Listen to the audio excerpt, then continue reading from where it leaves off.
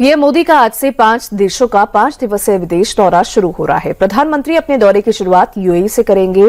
PM Modi आज Abu Dhabi में राष्ट्रपति शेख मोहम्मद बिन जायद अल नहयान से मुलाकात करेंगे। मिडिल ईस्ट में जारी जंग और स्ट्रेट ऑफ हॉर्मुज बंद होने के बीच ये दौरा भारत की ऊर्जा सुरक्षा के लिहाज से अहम माना जा रहा है।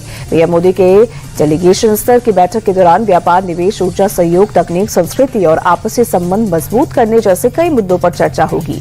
साथ ही इस दौरान कुछ अहम समझौतों पर दस्तखत भी होंगे। मध्य प्रदेश में धार की भोजशाला हिंदुओं का वाग्देवी मंदिर है या मुस्लिमों की कमाल मौला मस्जिद? इस पर आज इंदौर हाईकोर्ट में अहम फैसला आएगा। हाईकोर्ट के फैसले से पहले प्रशासन ने धार जिले में धारा 163 लागू कर दी है। किसी तरह की धरना प्रदर्शन, जुलूस और सार्वजनिक सभाओं पर रोक लगा दी गई है। साथ ही सोशल मीडिया पर भी नजर रखी जा रही है। 6 अप्रैल से लगातार सुनवाई के बाद इंदौर हाईकोर्ट ने 12 मई को अपना फैसला सुरक्षित रख लिया था। ईडी ने कोलकाता के डीसीपी शांतनु सिन्हा घोष को गिरफ्तार कर लिया है। शांतनु सिन्हा की गिरफ्तारी सोना पप्पू केस में हुई है। इस मामले में उन्हें ईडी की तरफ से बार बार समन दिया जा रहा था, लेकिन वो पेश नहीं हो रहे थे। शांतनु सिन्हा के खिलाफ लुकआउट नोटिस भी जारी किया गया है।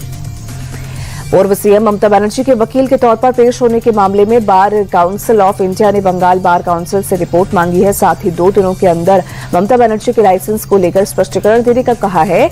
बीसीआई ने लेटर लिखकर पूर्व सीएम ममता बनर्जी से एनरोलमेंट और प्रैक्टिस की जानकारी मांगी है। दरअसल चुनाव के बाद हुई हिंसा को लेकर ममता खुद वकील बन कलकत्ता हाईकोर्ट पहुंची थी। ममता ने कोर्ट से टीएमसी कार्यकर्ताओं पर हमले, आगजनी और हत्याओं के आरोप लगाते हुए कोर्ट से सुरक्षा और निष्पक्ष जांच की मांग की है। जज स्वर्णकांता शर्मा ने दिल्ली शराब नीति केस से खुद को अलग कर लिया है। अब दूसरी बेंच इस केस की सुनवाई करेगी। हालांकि अवमानना केस जस्टिस स्वर्णकांता शर्मा की सुनेंगी। जस्टिस स्वर्णकांता शर्मा ने कहा कि वो इस केस से खुद को अलग इसलिए नहीं कर रहे हैं कि आरोपों में दम है, बल्कि उन्होंने अरविंद केजरीवाल, मनीष सिसोदिया, दुर्गेश पाठक, संजय सिंह और सौरभ भारद्वाज के खिलाफ कोर्ट में अवमानना की आपराधिक कार्रवाई शुरू की है और वो अब इस मामले की सुनवाई करेंगी। आपके 5 नेताओं को अवमानना का नोटिस भी भेज दिया गया है। केरल के नए सीएम वीडी सतीशन 18 मई को पद और गोपनीयता की शपथ लेंगे। वीडी सतीशन के साथ तिरुवनंतपुरम के सेंट्रल स्टेडियम में 21 विधायक मंत्री पद की शपथ लेंगे। यूडीएफ में कांग्रेस के मुख्य सहयोगी पार्टी आईयूएमएल ने 5 और केरला कांग्रेस जोसेफ ने 2 मंत्री पद की मांग की है। यूडीएफ ने आज अहम बैठक बुलाई है, जिसमें गठबंधन की सभी पार्टी शामिल होंगी और मंत्रिमंडल की संरचना पर चर्चा होगी। केरल विधानसभा के चुनाव नतीजे आने के 10 दिन बाद कांग्रेस आलाकमान ने वीडी सतीशन के नाम पर मुहर लगाई, जिसके बाद गुरुवार को वीडी सतीशन ने लोक भवन में राज्यपाल राजेंद्र आर्लेकर से मिलकर सरकार बनाने का दावा पेश किया। वीडी सतीशन ने राज्यपाल को 102 विधायकों का समर्थन पत्र सौंप दिया है। एमपी के सीएम डॉक्टर मोहन यादव ने पाठ्य पुस्तक निगम के अध्यक्ष को गाड़ियों की रैली निकलने पर कारण बताओ नोटिस जारी किया है। इसके अलावा सौभाग्य सिंह के पाठ्य पुस्तक निगम दफ्तर और परिसर में एंट्री पर अगले आदेश तक रोक लगा दी गई है। दरअसल सौभाग्य सिंह पदभार ग्रहण करने के लिए 200 गाड़ियों के काफिले के साथ उज्जैन से भोपाल पहुंचे थे। सरकार ने रैली को फिजूलखर्ची और राष्ट्रहित में की गई अपील के खिलाफ माना है। पीएम मोदी की अपील का असर पूरे देश में देखने को मिल रहा है। इसी कड़ी में मध्य प्रदेश के मुख्यमंत्री डॉक्टर मोहन यादव ने मेट्रो में सफर किया। सीएम ने शिवाजी स्टेडियम से दिल्ली एरोसिटी तक मेट्रो ट्रेन में यात्रा की। इस दौरान उन्होंने जनता से भी संवाद किया। सीएम डॉक्टर मोहन यादव ने बताया कि मेट्रो से न केवल समय की बचत होती है, बल्कि प्रदूषण कम करने और ऊर्जा संरक्षण में भी महत्वपूर्ण भूमिका निभाती है। बिहार की राजधानी पटना में बीती रात ब्लैकआउट के दौरान शूट आउट हो गया।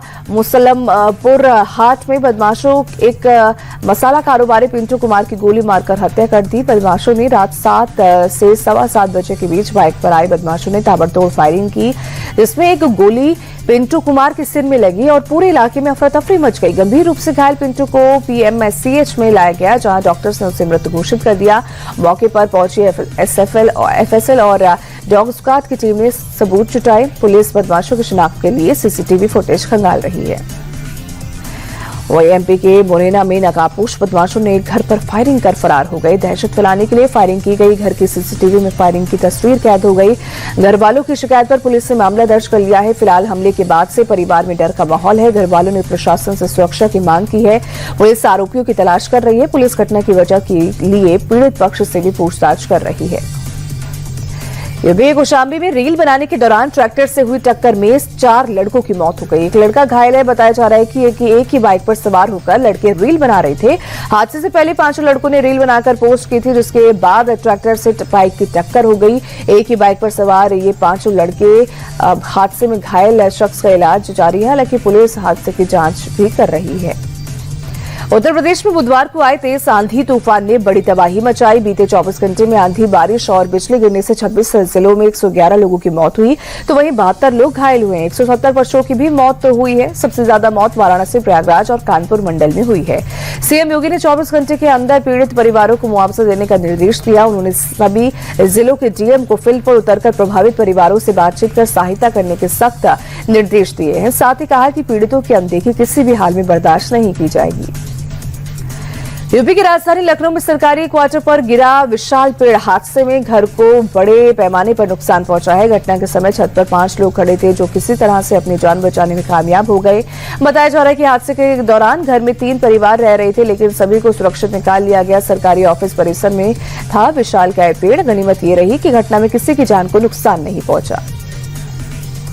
राजस्थान के जयपुर में अचानक आई तेज आंधी और बारिश ने शहर को अस्त व्यस्त कर दिया है। तेज हवा से लोहे की होर्डिंग सड़क पर गिर गई। होर्डिंग गिरने से सड़क पर ट्रैफिक बाधित हो गया। गनीमत रही कि हादसे के दौरान कोई होर्डिंग की चपेट में नहीं आया। बारिश थमने के बाद सड़क से होर्डिंग को हटाया गया, जिसके बाद ट्रैफिक दोबारा शुरू किया गया। कोलकाता के मिताली संघ टाउन के पास क्लॉक टावर को गिराया गया। बताया जा रहा है कि टीएमसी नेता के संरक्षण में इसे गैर कानूनी तरीके से बनाया गया था, जिसके बाद मामला कोलकाता हाईकोर्ट पहुंचा था। अदालत ने अवैध निर्माण को गिराने का आदेश दिया था, लेकिन ममता सरकार ने कोर्ट के फैसले पर अमल नहीं किया था। सत्ता परिवर्तन के बाद शुभेंदु सरकार ने कोलकाता के अवैध क्लॉक टावर को जमींदोज करने का फैसला लिया। एमपी के देवास में पटाखा फैक्ट्री ब्लास्ट के घायलों से मिलने पहुंचे सीएम मोहन यादव। डॉक्टरों से धमाके में घायल मरीजों की हालत की भी जानकारी ली। सीएम ने घायलों के इलाज को लेकर हर संभव मदद का भरोसा दिया। पटाखा फैक्ट्री में धमाके से 5 मजदूरों की मौत हो गई थी। पुलिस पूरे परिसर की घेराबंदी कर धमाके की जांच में जुट गई है। सीएम ने मृतकों के परिवार वालों के लिए मुआवजे का भी ऐलान किया है। राजस्थान के श्रीगंगानगर में फूड पॉइजनिंग की वजह से 50 स्कूली बच्चे बीमार हो गए। सभी बच्चों को अस्पताल में भर्ती कराया गया। बताया जा रहा है कि बच्चे स्कूल पिकनिक के लिए ट्रिप पर जा रहे थे। रास्ते में बच्चों ने खाना खाने के बाद लस्सी पी ली, जिसके बाद बच्चों में उल्टी और घबराहट की समस्या होने लगी। डॉक्टरों के मुताबिक सभी बच्चे ठीक है और उनको जरूरी दवाई दे दी गई है। पश्चिम बंगाल के आसनसोल में कोयला खदान में ब्लास्ट हो गया, जिसकी चपेट में आने से 40 से ज्यादा मजदूर घायल हो गए। हादसे के बाद अफरा तफरी मच गई। सूचना के बाद मौके पर पहुंची रेस्क्यू टीम ने घायल मजदूरों को बाहर निकाला, जिसके बाद सभी मजदूरों को अस्पताल में भर्ती कराया गया, जहां उनका इलाज जारी है। फिलहाल प्रशासन और खदान प्रबंधन की ओर से मामले की जांच शुरू कर दी गई है। नेट पेपर लीक मामले में सीबीआई ने जांच तेज कर दी है। केंद्रीय जांच एजेंसी ने 2 और आरोपी धनंजय और मनीषा वाघमारे को गिरफ्तार किया। अब तक 7 आरोपी सीबीआई की गिरफ्त में है। इसी बीच जयपुर में सीबीआई आरोपी दिनेश और मंगीलाल के घर पहुंची, जहां पर अधिकारियों ने सर्च ऑपरेशन चलाया। परिवार के मेंबर से गहनता से पूछताछ की।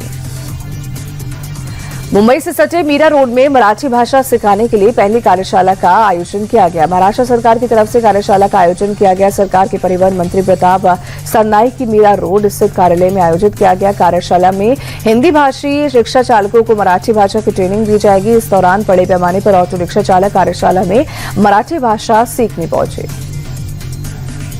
छत्तीसगढ़ के सुकमा में सीआरपीएफ ने गांव वालों के बीच जरूरी सामानों का वितरण किया। शहर से गांव दूर होने की वजह से इलाके में लोगों की जरूरत को देखते हुए कैंप लगाया गया। गांव में सड़क की बदहाली की वजह से शहर आना जाना मुश्किल है। गांव के हालात को देखते हुए सीआरपीएफ ने गांव वालों के बीच कपड़े, बर्तन, दवाइयां और खेल का सामान बांटा। जरूरत का सामान मिलने के बाद गांव के लोगों में खुशी की लहर दिखी। अमेरिकी राष्ट्रपति ट्रंप ने बीजिंग में दावा किया कि चीनी राष्ट्रपति शी जिनपिंग ने ईरान जंग को खत्म करवाने और स्ट्रेट ऑफ हॉर्मुज को तेल सप्लाई के मकसद से खुलवाने में मदद का भरोसा दिया।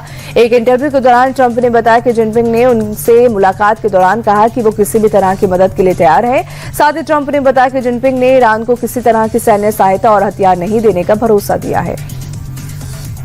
रूस ने यूक्रेन पर लगातार तीसरे दिन जबरदस्त ड्रोन और मिसाइल अटैक किया और राजधानी कीव के रिहायशी इलाकों को खास तौर पर टारगेट किया। रूसी हमले में कीव की 9 एक मंजिला इमारत जमींदोज हो गई, जिसमें 12 साल की एक बच्चे सहित 9 लोगों की मौत हो गई, जबकि दर्जनों लोग बुरी तरह से जख्मी हो गए। यूक्रेनी इमरजेंसी सर्विस की रेस्क्यू टीम इमारत के मलबे को हटाने और फंसे हुए लोगों को निकालने में जुटी है।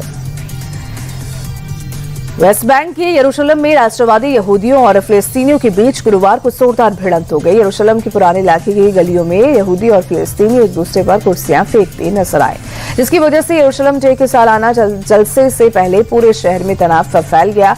यरूशलेम में हमेशा से यहूदियों और फिलिस्तीनियों के बीच संघर्ष का केंद्र रहा है। दोनों ही इसे अपने धार्मिक और राष्ट्रीय पहचान का अहम हिस्सा मानती है। फिलहाल इस पर इजरायल का कब्जा है, हालांकि यरूशलेम पर इजरायली कब्जे को अंतर्राष्ट्रीय मान्यता नहीं है।